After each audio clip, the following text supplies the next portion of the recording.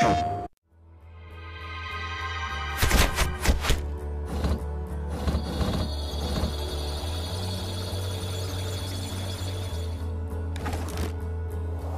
wanted to have a big world for Watch Dogs, and it is. I mean, you can drive a very fast vehicle and cross the city, and we wanted to keep all the details and all the density of the city as you crossed it, and at 200 miles an hour. But more importantly, we wanted to have a deep city. We wanted depth. We wanted a lot of density. If you go in any street corner in Chicago or in a major city, there's a lot of things happening around you, and we want to preserve all of that within Watch Dogs. Make sure that the city reacts to everything you're doing, and that we preserve that detail that is so unique to a modern city in North America. So at the heart, it's the same game's vision, right? We're starting from a vision, and then Disrupt is a very scalable technology, very scalable game engine. So what we're doing is we're preserving the game experience, but if you play Watch Dogs on the PlayStation 4, we want to make sure that we use all of the console's capability. So all the game spiller we're able to make longer and stronger. All of the details in the game we're able to push forward. We have more details, more immersion. We're able to increase connectivity, increase the density of things. So it's the same game experience, but basically magnified on the PlayStation 4. It's not just the capacity of new machinery, it's also the capacity of players to create, to interact, to socialize. So when we started to talk about Watch Dogs to Sony, they got it immediately. It is the players and their behavior that will actually bring what next gen actually means.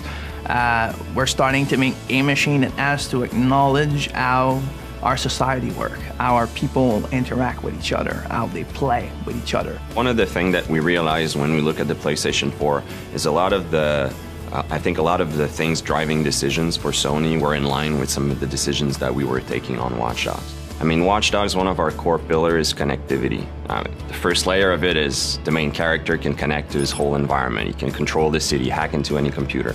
But the game itself, we're applying it to the game. So the game is connected in many ways. So we want the player to be able to connect to Watch Dogs even through his mobile, be able to play directly with people who are on their console, who are on their PlayStation 4, even if he's on the bus.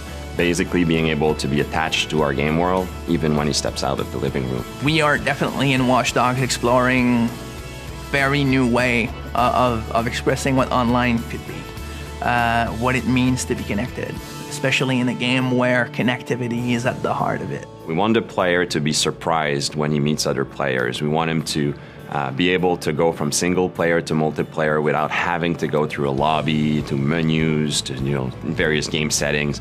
We want things to be natural and want him to go to breach the wall between single player and multiplayer if you want. I like to say that the best moments in Watch Dogs, the player is going to create them, and those are the moments we want him to go, when he goes to the office or at school the day afterwards. We want him to, talk about it with his friends, right? Well, now if we're able to share a clip of that, it's even more concrete. It's your clip. You created that wow moment, and you can share a video of it. I feel like games are there to enable people to create, to think, to wonder.